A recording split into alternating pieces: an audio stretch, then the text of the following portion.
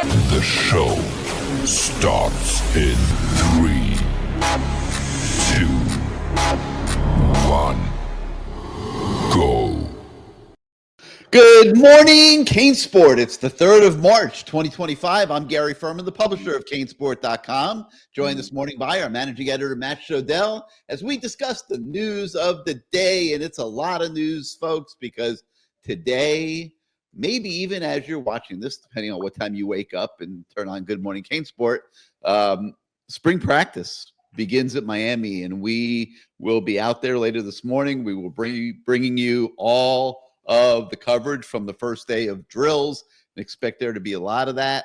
And so I thought that we would just take some time this morning to set the stage for spring practice for you guys. We have a story on the website about Mario Cristobal's blueprint in motion and how this is a critical spring camp that starts today for Miami. And it really is. I mean, let's be honest. Last year didn't end the way anybody did, but they still won 10 games, which was only the second time in recent memory that Miami's done so. 2017 was another year where the fan base was teased throughout the year, and then the team fizzled at the end of the season. And same thing happened this year, obviously, with the loss to Syracuse and then the loss to Iowa State in the bowl game. But the bottom line is that sets the bar for 2025. And I don't think there's any question that the Canes Nation would like to see this program advance in 2025. Is that realistic or non-realistic? I don't know yet. We'll get Matt Shodell's opinion in a minute, because the truth is we do not know what this team is going to look like at the end of August. We really don't. So many question marks in spring practice. We're going to go over some of those on this show today. And so many other things left to happen, not just throughout this spring, but then in the spring portal, where Miami will undoubtedly go shopping for more talent. The question will be how much, and that will be determined by the performances on the field beginning this morning at Green Tree. So, it's a revamped roster. I mean, it is. I mean, there's a lot of changes. A lot of talent has left. A lot of talent has come in through the transfer portal and recruiting. So much to prove. You've got Carson Beck coming in. He will not likely compete in spring. He might do some light throwing here at some point over the next 6 weeks while the team is practicing. But full out practice, appearing in any scrimmages or anything, no, we are not going to see that from Carson Beck here during spring practice. But we are going to see a lot of CJ Daniels at wide receiver. We're going to see a lot of center James Brockermeyer. We're going to see a tight end worked in Alex Bauman that came from Tulane, and how he can complement Elijah Lofton, and Miami could rebuild that tight end position. They lost Elijah Arroyo and also, stunningly, Riley Williams. What was Riley Williams thinking going to the transfer portal? We may never know the answer to that. You got a new defensive tackle coming in by the name of David Blay. All eyes are going to be on David Blay this spring. He must emerge as a dude for this Miami defense to have any chance of reaching the heights that it's hoping to under a new defensive coordinator. So we'll be watching David Blay quite a bit. And then, of course, you got 2 new defensive back coaches. They're going to be working with a revamped defensive back unit. Cornerbacks Charles Brantley, Ethan O'Connor, Xavier Lucis, Emmanuel Carnley, and safety Zechariah Poyser. How are those guys going to fit in with the guys coming back? So much going on here, Matt Shodell. And let me start with that. If you were creating an ideal world, it would be that you'd have all your starters coming back, that spring practice would just be, clockwork in motion. Everybody would know what they're doing. It would be rhythmic. I'm not expecting this spring to be like that at all. Way too many new faces, new coaches, a lot of new moving parts. You're starting quarterback theoretically on the sidelines. I don't know, man. Like, this fits right into your wheelhouse. You love to be concerned. You love to be pessimistic. there is fodder, okay, for those negative Nancy's, aka Matt Shodells out there that like to do that. That like to feel that way, don't like to smell the roses and see things through orange and green colored glasses, don't want to put these on for the first time of 2025 like I'm going to right now. But it's also screwing up my picture, so I'll get rid of them. But there's a lot of fodder, Matt, for the Shodell clan that wants to be concerned about all this newness out on Green Tree today. It's funny you mentioned the pessimism and this fake fodder, which is not true. I'll read you some stuff from my biggest fans from our last podcast. Ben Marcus. Why don't you just tell us what restaurants you went to this weekend while you're at it? You don't want to hear them? Fine. Basically, like Ben Marcus, there's 3,816 other ones, but this is 3,817. He says it's hard to give anyone credibility who can't figure out how to turn off the notifications on their Apple Watch. It's fair. Michael -UL7YY. I assume this is Mario Cristobal's handle. Yep, Matt Shodell, chill out with all the negativity. We don't need that. This time you should be optimistic. Chill out, Matt Shodell. I ain't going to tell you this no more. There's a lot of people that were not happy about what I said about Damian Lewis not having a tremendous resume. And if it wasn't his name being Damian Lewis and having played for Miami, he would not have this job. People don't like that either. Like, here's the thing. This is my thing. And it applies to politics for me as well. And this isn't Republican or Democrat or libertarian or anything really. It's about brainwashing, and it started really with the Nazis and this whole Goebbels thing, where you tell somebody something 3 times, they start to believe it. And they've actually done experiments where you put someone in a room and you ask them, what's this animal, and they say it's a porcupine, and then you present with a nature expert who says no, it's an opossum. It's a porcupine, it's a possum. You tell them it's an opossum enough times, and then someone else asks them again an hour later, what animal is this? A lot of these people say they're not sure now, right? I'm not sure. Somebody told me it's an opossum. I thought it was a porcupine. I can't really remember, whatever. And I can't remember if this is the exact animals, but that's what the experiment was. And as fans, right, people get very fixated in their beliefs. They know what's happening, right? The Republicans know the Democrats are wrong. The Democrats know the Republicans are wrong for a fact. There's no doubt. How can you be so stupid, right? And this is what I'm getting when it comes to Miami Hurricanes now. And really every sports reporter who doesn't say how great their team is starts getting this now. How dare you say that a receiver who's never done it at this level isn't going to be great? Malachi Toney is the answer at slot. JoJo Trader is going to be an All-American. We don't know this. Okay, I'm sorry to say it. We don't know it. You've been brainwashed by Miami fans who all together are saying these guys are great. But the truth is, brainwashing aside, we don't know, right? That's not being a Republican, Democrat, left, right, fan, non-fan. That's the truth. We don't know. And, God forbid I say Damian Lewis doesn't have experience. He wasn't the defensive line coach in the NFL. He was an assistant helping out his buddy. And then he got a defensive line coach with Colorado when the Colorado defensive line coach got fired and they had nobody else to turn to because it was late in the game. Like, I'm sorry I said it, okay? I apologize because I don't need to be in the Republican crosshairs of the Democrats or the Democratic crosshairs of the Republicans. Like, that's what it feels like when you just speak the truth, at least as I understand it, and I think it's real. The real truth is, entering this spring, Miami has a big problem, and that problem is question marks.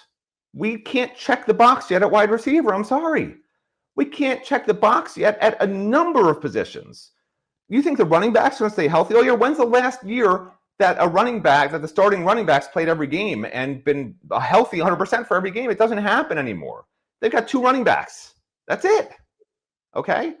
Well, no, you got a quarterback. Carson Beck. Mario Cristobal asked about Carson Beck's leadership point blank.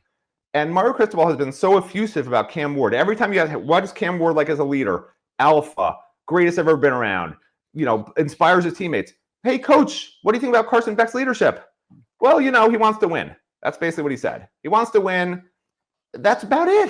Well, he doesn't know yet. So correct. That's what I'm trying to tell people. So people who assume Carson Beck will be the leader they need, people who assume the wide receivers will be playmakers, people who assume that an offensive line that has two really good players and two guys who were part-time starters last year and a center from a lesser program who was good there but not great, assuming the offensive line is going to be one of the best in the country or in the best in the ACC, like I would say it's a question mark. We don't know that's the truth yet, right?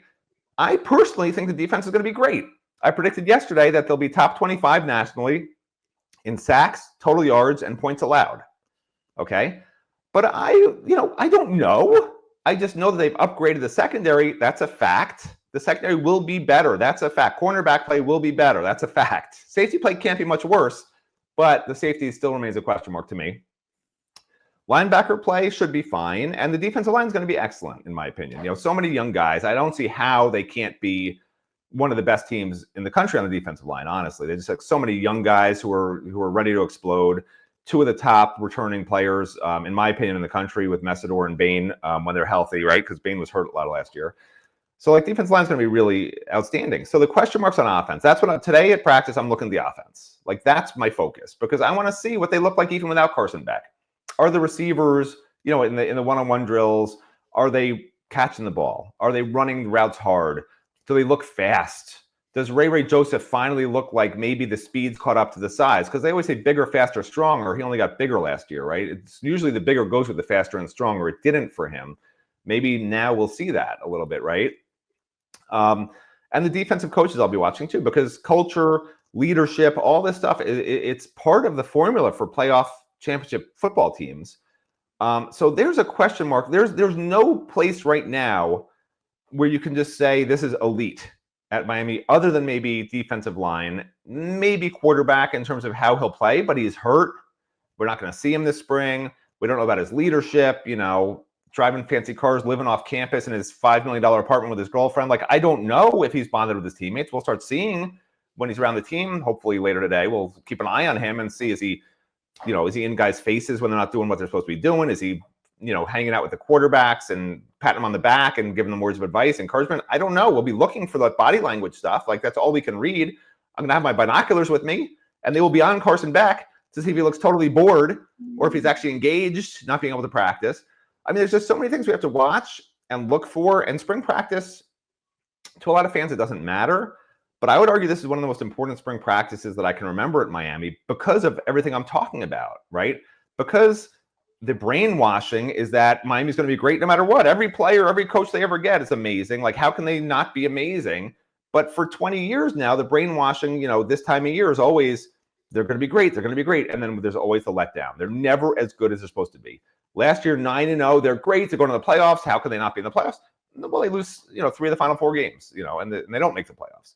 And there's always been a letdown every single damn year. So I don't know why people are still buying into everything about how it's so great and how a freshman receiver like Malachi Tony is going to be leading the way at slot, and how, JoJo Trader is going to be first team all ACC. Carson Beck's going to seamlessly be integrated into this amazing offense that has all these great receivers, apparently, that we just haven't seen yet. Elijah Lofton's the next great tight end automatically when he barely played 120 reps last year.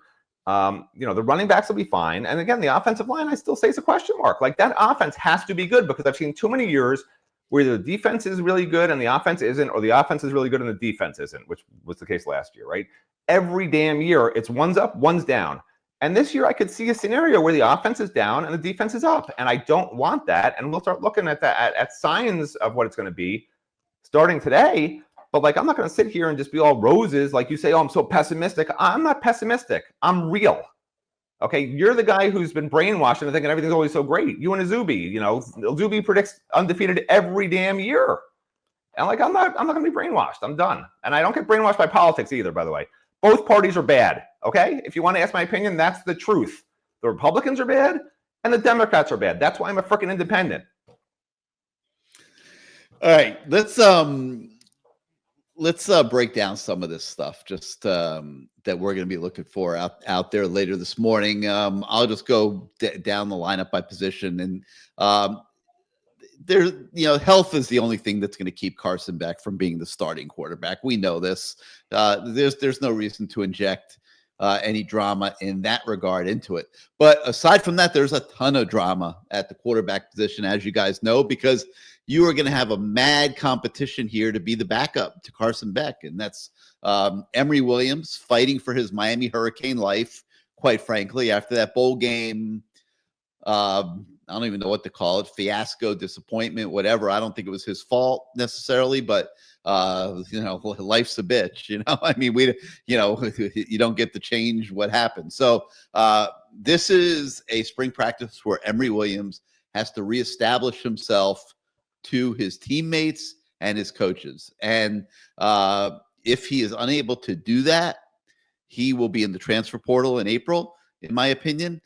Even if he is able to do that, if he is not happy with his status on the team, and we don't know where he is on that right now. We haven't had a chance to talk to Emory, but he might be in the transfer portal anyway, which makes the development of Judd Anderson and Luke Nickel this spring even more critical and important. So yes, we will be watching the quarterback position an enormous amount of time. Matt, I know I can't predict how this is going to shake out. In an ideal world, you're thinking, man, I hope Luke Nickel's good enough to unseat Emory Williams and be better than Judd Anderson. I don't know yet whether that's reality. We haven't seen him out there. We'll start seeing him out there today. But Matt, this is a position of incredible intrigue any way you look at it. Well, there's a natural order to things, just like in the animal kingdom. I'm the alpha, Gary's the beta, there's just a natural progression. And in this day of the transfer portal age, it would not surprise me at all. And I think Miami will do this starting today, where you'll see Emory Williams with the 1s, you'll see Judd Anderson with the 2s, and you'll see Luke Nickel with the 3s. And I think it's going to stay that way probably throughout the spring. You know why? Because if they put Luke Nickel with the 2s, which is probably where he belongs, right, as the next guy up. You don't know that yet. I just kept on saying why. You don't know that. Correct. I think he's the most talented quarterback. I'm saying my opinion. You haven't even seen him throw a football yet. I've seen him throw a football in high school. I've read experts' analysis of him. My opinion is he will be the next guy up. That's just what I think. Now, if that's true in today's modern era, then Emory Williams will transfer and so will Judd Anderson, right? Because when you get passed by a guy who's in the lower pecking order, right? You're the head, whatever, of your species. You're supposed to be leading the clan, and now you just got eaten alive by, the whatever, the guy who's 5 years younger than you, who's supposed to be like your number 2 guy. You get excommunicated from the clan. And that's why Miami can't do this. That's what sucks about modern day college football. You can't elevate a true freshman above a junior or a redshirt sophomore because they will just leave if they're any good and have somewhere to go. And if they're no good, they're stuck on your roster and taking up a spot anyway, and that sucks either way. So I fully expect Emory Williams, followed by Judd Anderson, followed by Luke Nickel, and we will not see any change in that until after the transfer portal closes, okay? Because Miami needs to keep guys, and that's the way it's going to be at every position. That's why this spring is almost fake a little bit. They can't do it. They can split reps, but it's always going to be the upperclassman's going to be have the upperclassman has I know they say the best guy's going to play, but in spring practice they almost are forced, just because of the fact that guys will leave if they think a freshman is above them. They're forced to have guys get 1 reps ahead of maybe guys who deserve it or are better players just because they're upperclassmen. And that's not just at Miami. That's the system now across the country. It's also why I think Miami should close their spring game. There's no upside to having an open spring game anymore on campus. I get it if they're at the stadium, you're trying to sell tickets, trying to get maybe some Palm Beach people to become Miami fans, whatever, like within Broward or Fort Lauderdale, but having an open spring practice on campus, you can have recruits come to a closed scrimmage, which they do anyway for the other 2 scrimmages before that. You get to have a much higher level scrimmage to get another sense of really what you've got right before that portal opens, right, which is really important. And B, if they're going to televise your open spring scrimmage and some young guy just starts blowing up and guys can't even block him, you're going to have to pay him more to keep him, and there's just very little upside other than making fans happy, being able to watch a spring game, which I'm not even sure, how many fans really love that other than family, friends, and, family, friends, whatever. The average fan probably isn't like dying to have to sit in the Cobb bleachers in 85-degree weather for 2 hours watching a vanilla offense against a vanilla defense. And it makes a lot more sense if you're a fan to call and email and text Mario Cristobal, and you could do it all hours of the night because he doesn't sleep, saying, listen, for the good of the team, have a closed scrimmage. I don't need to go to the open practice, That's just how I see it. All right, so you're going to hear us talk about the transfer portal a lot. It's a reality. It's coming fast, the next window, and it's going to be a factor, no doubt about it. But Mario Cristobal, from what I've been hearing, has challenged his organization top to bottom to stop worrying about the transfer portal, that he wants to see the players that are on this team right now developed to the max this spring. He doesn't want lazy thinking. Oh, well, he sucks. He's not good enough. We'll just go to the portal and get somebody. He wants to get away from that. He's challenged his coaches and his support staffers to develop the players on this team to the max, to not accept less than the best. And how that will change spring practice, I don't know. But it is time. They've had good recruiting classes. It is time for JoJo Trader, as much as Matt wants to diss him here on the show. I didn't diss him at all. I said he's unproven. I think I've been posting on the boards. I think he's going to lead the team in receiving yards. It doesn't make it true just because I say it.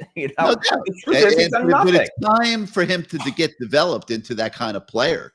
And by the way, it's funny you say that because people totally misunderstand what I say all the time, or they misinterpret it, or I don't understand where they get that I'm trying to say. Or you that just don't understand the outrageousness of half the stuff you say. Apparently not. Whatever. Yeah. I am on the record, on the message board, saying JoJo Trader will have a breakout season and lead the team in receiving yards. Okay? That's not a reflection on me saying that people are brainwashed into thinking freshmen are going to be great across the board. That's nothing to do with that. Is the truth is there's question marks, and he's one of them. Like, he hasn't done it yet. That makes him a question mark by definition. And there's question marks everywhere. There's only 4 starters back on offense, all on the offensive line, 2 of whom are part-time starters, only 4 full-time starters back on defense. That's why this is one of the most important spring practices for us to be watching. All right, so you got the whole organization challenged to develop players, okay? So I think you know what the situation is at quarterback. Let's talk about the situation for a minute here at running back. Now, Matt mentioned the numbers issue, and I agree with him, okay? You got Mark Fletcher, and you got Jordan Lyle. Great 1-2 punch. If they stay healthy the whole year, there's no issues. Pringle can slide in here and there. You've got Wheatley Humphrey sitting there. You even got Elijah Lofton, who can slide in from time to time and be a big back. So they've got some flexibility at running back. What happens if somebody gets hurt? Okay. Fletcher, it's been proven you can't turn him into a workhorse. Okay, if you turn him into a workhorse, as physical as he runs, he's probably going to get hurt. The way he was used last year was absolutely phenomenal. And hopefully with Jordan Lyle being ready to emerge the way I think he is, and I think he's going to be a superstar this year with that offensive line in front of him, but he's got to stay healthy too. And so the question is, what can they accomplish this spring, Matt, to remedy the situation? Obviously, the 2 young guys, Wheatley Humphrey and Pringle, one of them's got to bust out and be a solid number 3.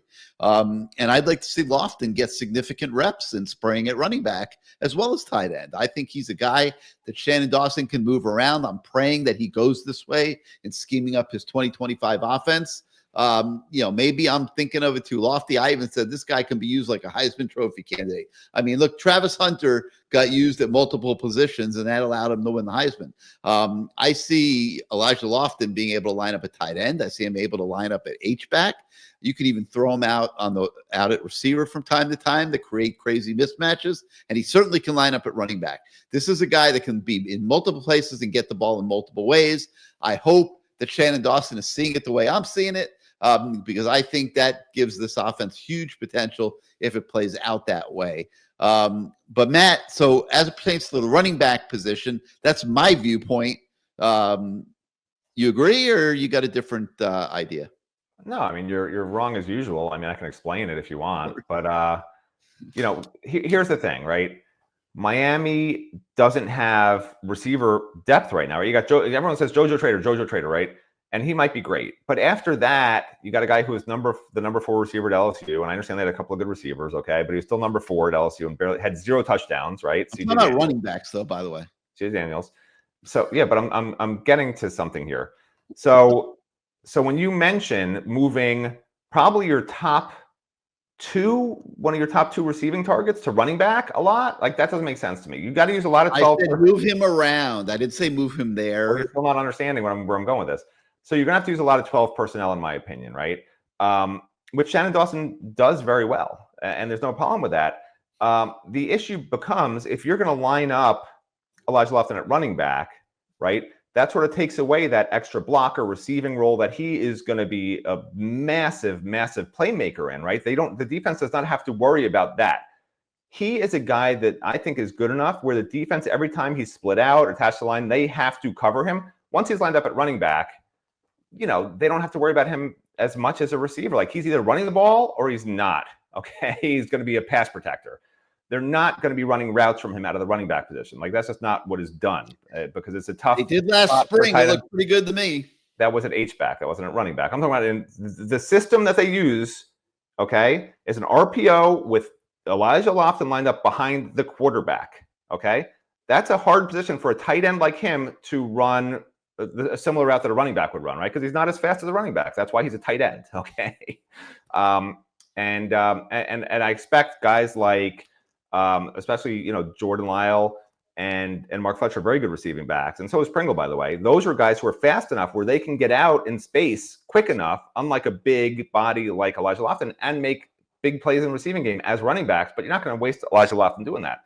So I'm a big fan of not using Elijah Lofton at running back. I think they need to somehow figure out a way to probably pick up another running back in the portal, which is going to be really hard because what running back right now in the portal that's any good wants to come in and be the number 3 back at Miami, right? Nobody does. You got 4 running backs on the roster right now, one of whom played 1 year, one of whom played 2 years, and the other 2 haven't played at all, right? Wheatley, Humphrey, and Pringle's just coming in. So that's not a good situation, which is why Gary's saying to put your best receiving tight end at running back a lot, which I'm not a fan of. Again, like if it's 3rd and 1, 4th and 1, I don't see why Mark Fletcher's not carrying the ball. Like, why are you going to put Elijah Lofton in at that point, right? Mark Fletcher's built for that. And I know fans love to say, oh, because it sounds so cool, right? Using a tight end at running back a lot. And if they had another great running back, another great tight end receiving threat, I'd say fine. But the Tulane guy is slow and he takes very long strides.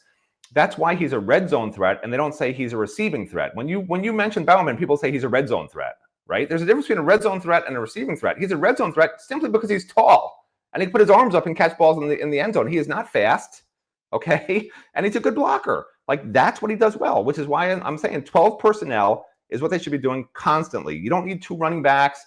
You need 1 running back to let Fletcher, like you said, Fletcher and Lyle, you don't want them wasting their energy, right? One of them's in the game, one of them's resting. You need 2 tight ends, and one of them's always got to be Elijah Lofton. Like that's your best offense. Unless somehow they get 2 amazing receivers in the portal, and maybe they will. If that happens, I'll change my tune, okay? Because now you don't need your tight end to be that amazing receiving threat. But right now, the way the team's built, Elijah Lofton's a tight end, period. They can't afford to give him 10 carries a game. Like it just doesn't make any sense. All right. So, running back, we think they need a little more. We'll see how it plays out with the 4 that they have right now. And if Lofton does slide it over there a little bit during spring. The wide receiver question is to me a massive, massive question mark. I don't care what type of lipstick we want to put on this one. It's like, you got CJ Daniels, like Matt said. He's the 4th string running receiver at LSU. He's a senior. You got Ray Joseph, who's a junior already, who has done nothing at Miami. You got JoJo Trader, whose freshman year was wasted. Now he's a sophomore. You need him to be a stud. Okay, no argument. And then you got 5 freshmen, in Nycard, Chance Robinson, Josh Moore, Dylan Upshaw, and Malachi Toney. The freshman class is supposedly pretty good. When you factor last year's freshman and this year's freshman, people are raving about Moore, for example. But man, there is not a lot of proven anything at receiver right now from Miami, Matt. Can that be rectified in 1 spring practice? I mean, again, this comes back to the whole brainwashing thing. I mean, fans think Nycar, Chance Robinson, Josh Moore is going to be the most amazing freshman, right? They're already saying he could be like the next Amon Richard. And obviously Malachi Toney, they think can be like not that much of a step down from, probable second round pick and Xavier Restrepo, right? JoJo Trader, I think, will be the next big thing at Miami. I really do. I mean, you watched him in practice last year, and he was hurt, by the way, early in the year, and really never came off that. And he's still, he's explosive. Like JoJo Trader, to me, if he stays healthy, is a can't miss guy, but he's still got to do it, And right now, he's the only guy that I would point to. I know people want to say Malachi Toney, but true freshman, it's so hard to project them. Like, yeah, I get he's got the measurables and he looks great.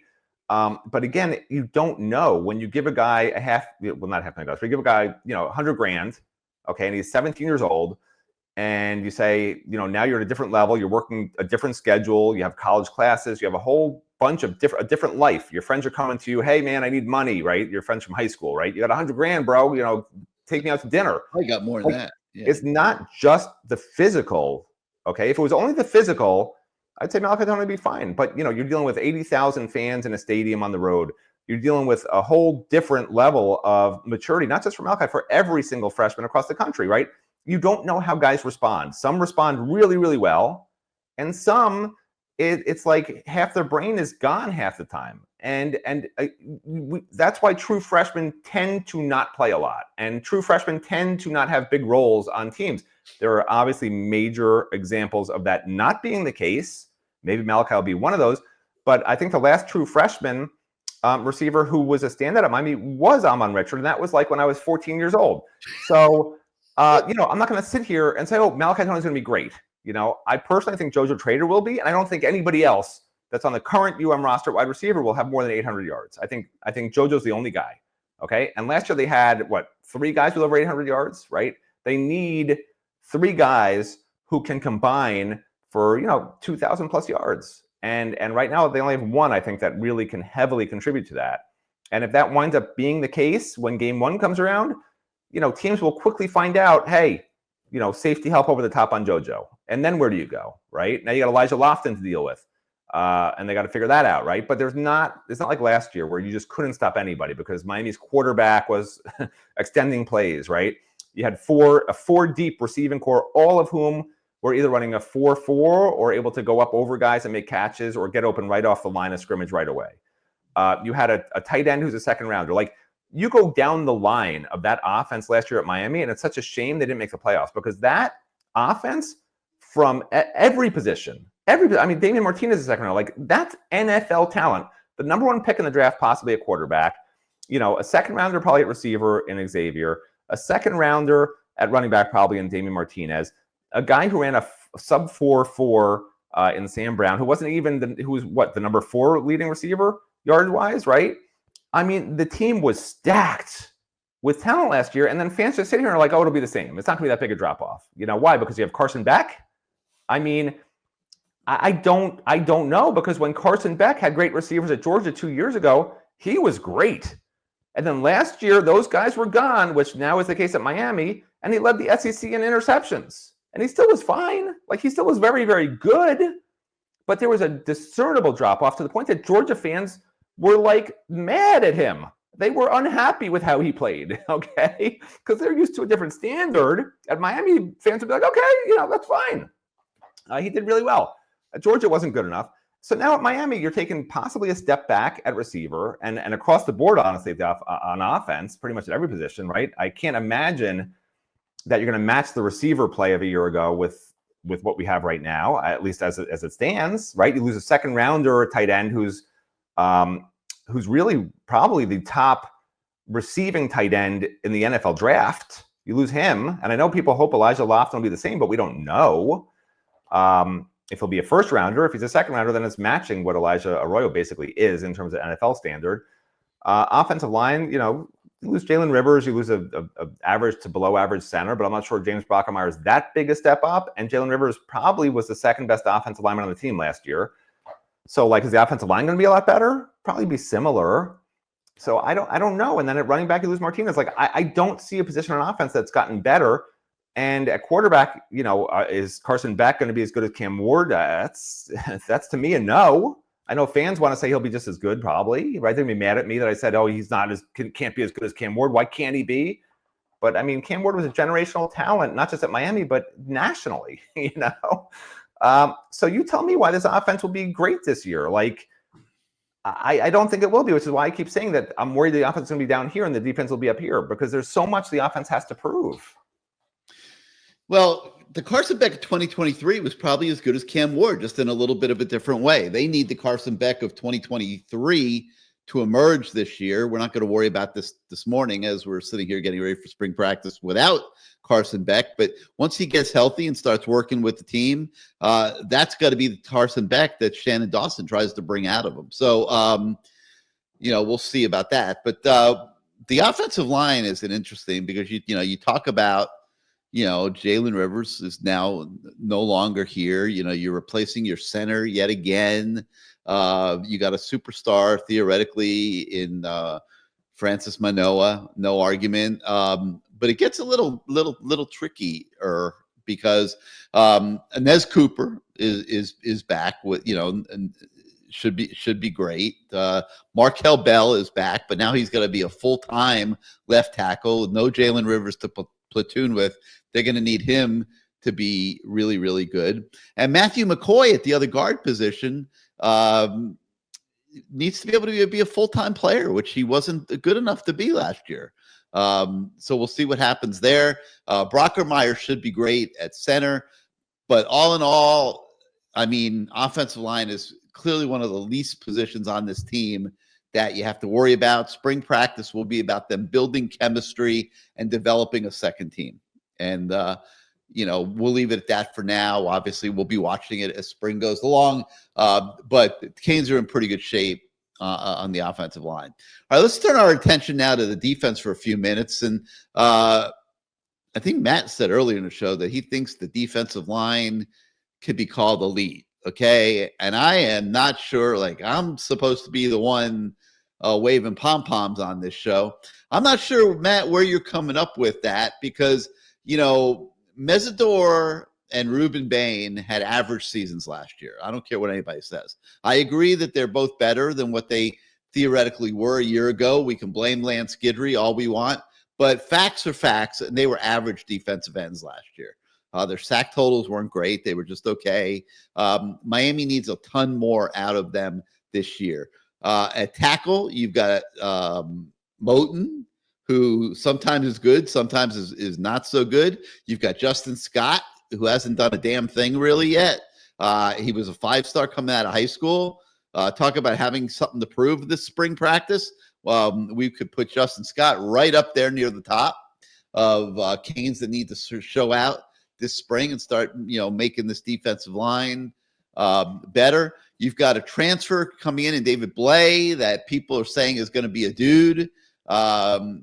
But, was Simeon Barrow a dude last year? A guy that got similar accolades coming in? Was Tyler Barron a dude last year?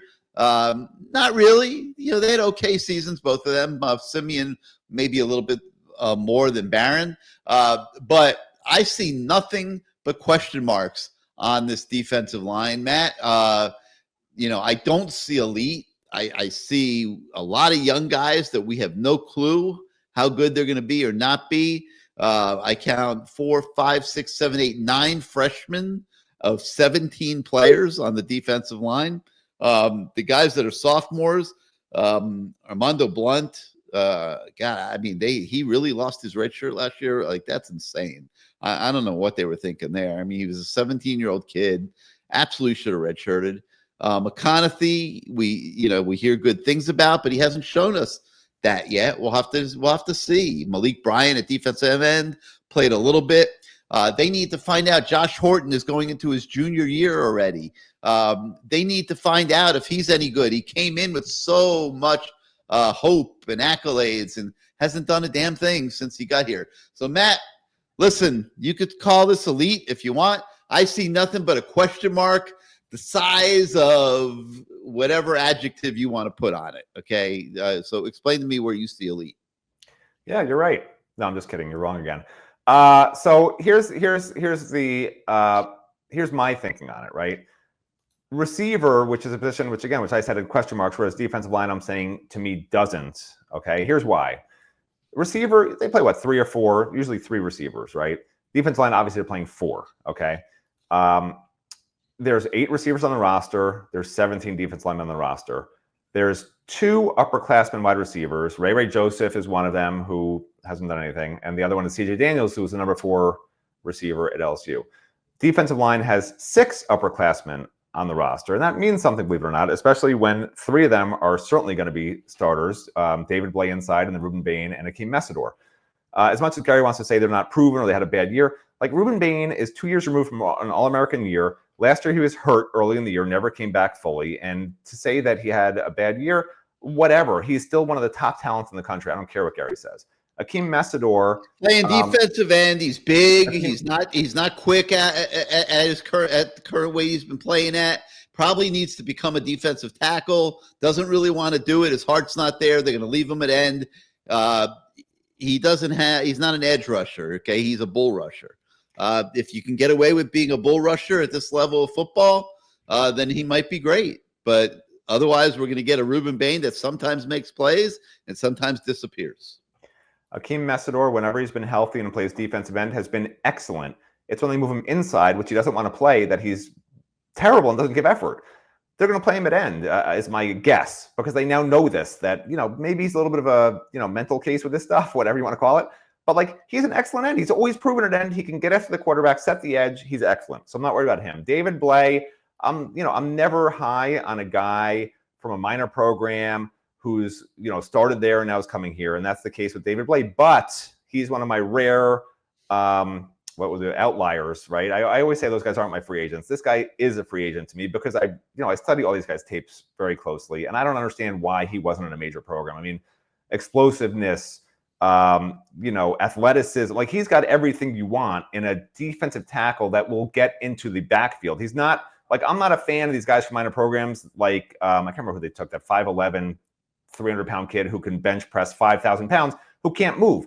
Like, this is the kind of kid that I like, prospect that I like. I think he's going to be excellent. And then when you add in, so now to me, I have 3 solid guys, okay? And now you add in Ahmad Moten, who we already know will be fine as a depth guy and maybe can even start if he's made a jump up, which I'm not sure he has. We'll find out this week and beyond. But at worst, he's a good rotation guy to give guys breathers inside. And now you have 5 redshirt freshmen who all are talented, where it was part of a top defensive line recruiting class. They all had a year in the system. If they're not good enough, then why are we wasting our time with Mario Cristobal? Like, this is what he was brought in to do. Okay, I don't expect the 4 true freshmen to do anything. Like, I don't care how great Hayden Lowe's supposed to be. Like, those 5 redshirt freshmen, one of them should be ready to do something. And guess what? There also was 3 guys who played as true freshmen last year. Blunt didn't do much and probably should have redshirted, but Justin Scott is, I think, going to be really good and pushed to start and probably will start.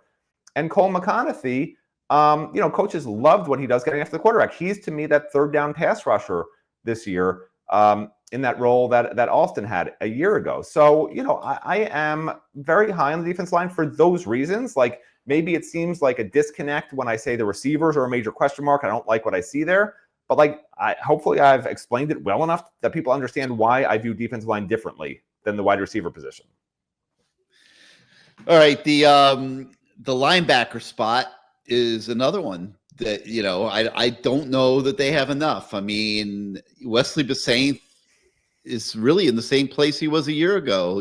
A guy that we're hoping can emerge at outside linebacker, and he had an okay season last year, but I wouldn't call it great. And, now you don't have Kiko Manoa in the middle. You got to hope that Popo Aguirre can, bounce in there. I don't know where Jalen Alderman fits.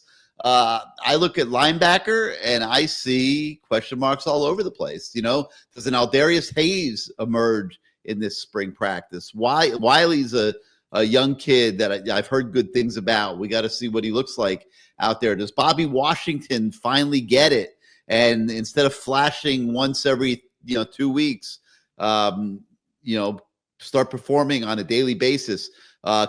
Kim Pruitt, we kept hearing great things about going into last season, but then once the season started, he really didn't do much.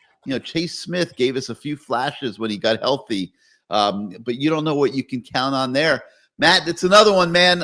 Like, I don't see enough here yet at linebacker, but like I said, Mario Cristobal is not going to be letting Heatherman and these coaches take the easy way out and just say, oh, we're going to go find our linebackers in the portal.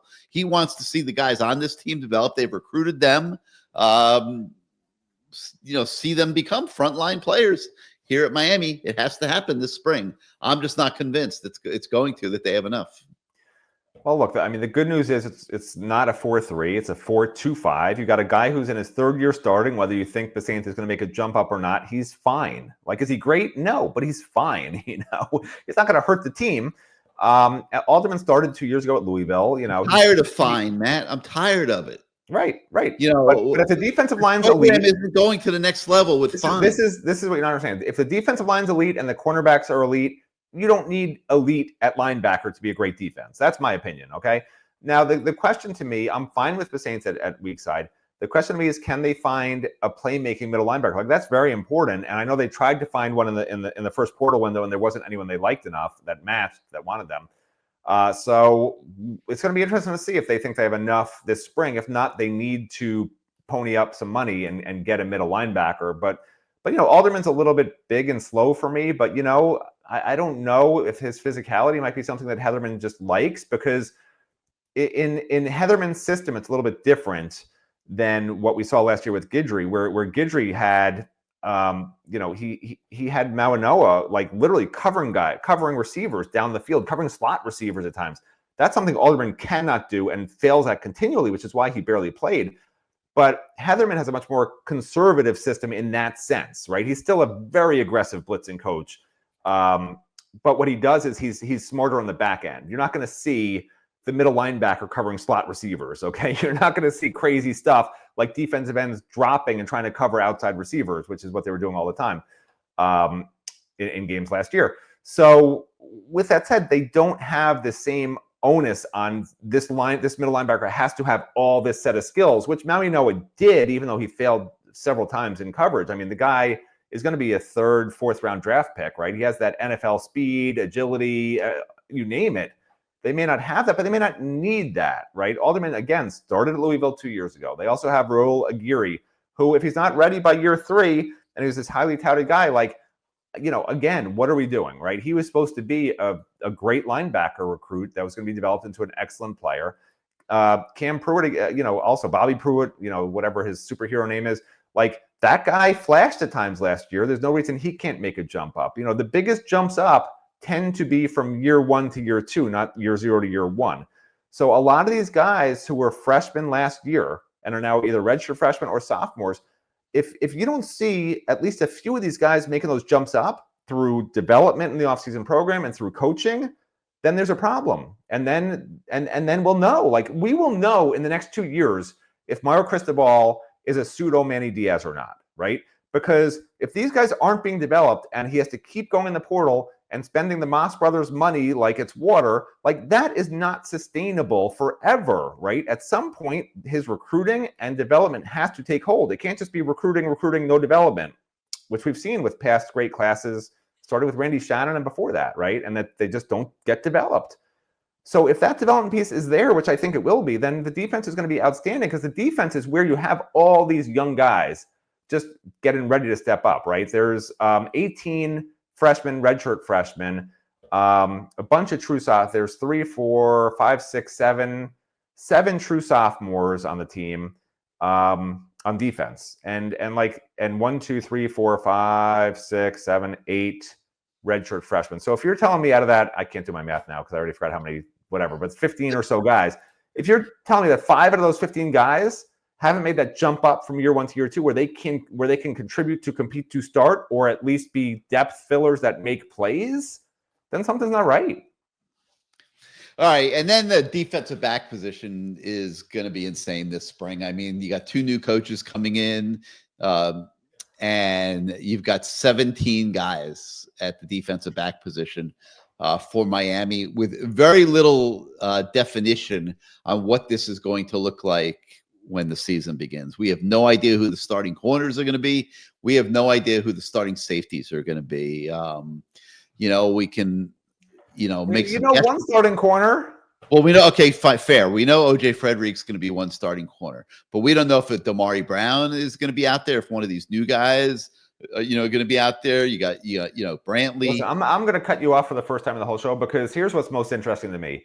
Yeah. Starting in a couple hours, I really am dying to see which safeties are working at cornerbacks and which cornerbacks are working at safety, because I think there's going to be some movement there. And there might be, but it's also early for that. And they're going to be mixing and matching. I think some guys will be trying both at first to see what they can do best. I think there'll be some guys at nickel that are safeties. Like, they have a very athletic secondary, and they have way too many cornerbacks. Like, they took four transfer cornerbacks, right? And they have a bunch of cornerbacks returning. So, and they have a real dearth, you can look it up, of talent at safety. So, or depth, I should say. And honestly, some talent issues across the board. So I fully expect maybe Xavier Lucas to be a move to safety, maybe even another cornerback to work at safety. A guy who might make sense today is Richard, has the size and speed and physicality to do that.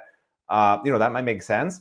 But again, it's going to depend. A lot of it's going to depend on how this all shakes out this spring, which, again, that's really what does Quan Patterson look like? What does Poyser look like in a Miami defense? I mean, if they can be the two starters and be really good, great. That makes things easier. But I have my doubts on Poyser, I got to tell you. I mean, I've watched his film, and I know he's a redshirt freshman. He started 1 year at a lower level program. Like, I've seen this movie before, and like, the transition doesn't always go so smoothly when you're playing against, he's playing against guys that are 4'6", and you change to 4'4". That's the angles are different, right? The quarterbacks are a lot better now than they were when Jacksonville State, right? Then they faced Jacksonville State for the most part. And I know he had some great highlights at Jacksonville State, and et cetera, et cetera, et cetera. And he played well against the one or two teams that are top level teams. I get it, but it's just different, man. So, count me in the questionable camp when it comes to Poyser. He's not a free agent to me. I'm sorry. All right, so much going on in spring practice. We will have tons of coverage for you guys over the next 6 weeks, beginning with today.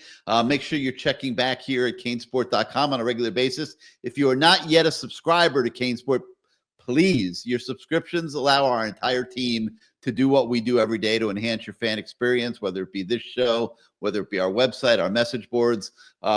Please come on board if you're not yet a subscriber to CaneSport. You could try it out for $1. And then, convert to a regular subscription. But your subscriptions literally do allow us to do what we do every day. We got to give a shout out to baseball. I got to share some thoughts on baseball. They get mad at me. Can I do a quick little baseball thing? Yeah. What's his name? Cane's Cats. This is for him. Yeah, he loves taking shots on us. I don't need to get punched baseball enough. Next time he sees me at a game. Yeah. But yeah, we got to leave for practice soon. But real quick. I said on the last show we did heading into the series at Florida for the baseball team, anyone who doesn't like baseball, there's one guy left listening. It's fine. I said, if they're competitive in every game and win one of the three, to me, that's a success. And, to some extent, that's what happened. It was 6-2, 6-3, whatever. And then obviously the bats finally came alive in game 3. The big takeaways here, for me, starting pitching is surprisingly excellent. Okay, I was very pleasantly surprised. Bullpen's going to be an issue all year. The biggest problem I had with the whole weekend, and again, this is just to be pessimistic because that's what I love doing. This is not brainwashing. This is just my perception. So I'm watching game 2 on the computer. I didn't go to Gainesville, and Miami's down. I think it was 1-0. Pivotal time of the game. They just pulled out that Griffin guy who pitched great.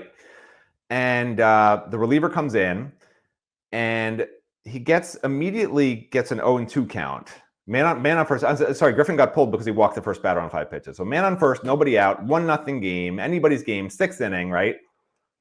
They bring in the reliever who's a righty facing a lefty. I have no problem with that. That's okay with me. I mean, it's not usually what a lot of people do, but it depends on the guy, right? Pitcher throws these 2 amazing screwball movement changeups. First 2 pitches, 0-2. The batter literally is baffled. He can't believe those strikes. They're literally coming at his knee and then curving last second into the strike zone, 0-2. Then the reliever throws to first base, throws the ball away, guy goes to second. Okay. Now, this is where I have an issue with, I played baseball in college. Okay. I'm not a coach. They were obviously much smarter than me. But now there's a man on second and nobody out. They decide instead of, throwing a couple of pitches, maybe a couple of outside pitches on the borders, maybe hit a couple of fastballs and then hit that changeup again on the inside corner. The guy obviously can't see the spin on it. Instead of doing that, now there's a man on second. They want to only work the outside corner to a lefty because they want the lefty to hit to the shortstop, third base side of the field so that the runner on second can advance to third and then have a sac fly score him and make it 2-0, right? That's what they start doing, right? So the next pitch is like a curveball, which is not going to be a strike anyway because you don't want to throw a curveball from a righty into a lefty's hitting zone typically, right? So now it's 1-2. Then they come back with a changeup, but instead of hitting the changeup on the inside corner, they go for the outside because they want him to hit the other side of the field, and it misses. So now it's 2-2.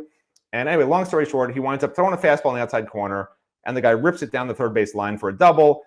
All of a sudden, it's 2-0. Then that guy scores. It's 4-0 with a home run. And the game's over at that point, right?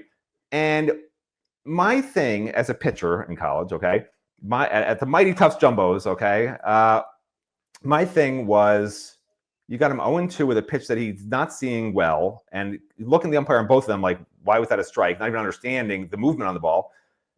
The guy gets to second base. I understand, throw a couple of pitches outside. You don't come right back with a third exact same pitch, okay? But throw maybe a high outside fastball, a low outside fastball, and then come back to that freaking changeup on the inside corner and strike the guy out, right? But they don't want to do that because they might pull the ball. So that's the thing to me. If you have a hitter who is struggling with that pitch, throw it again.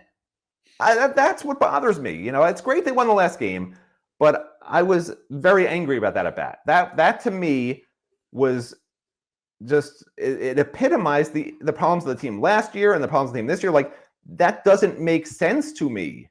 Just that one sequence is almost a small microcosm of this big problem where they don't seem to understand that sometimes you just got to get a strikeout, man.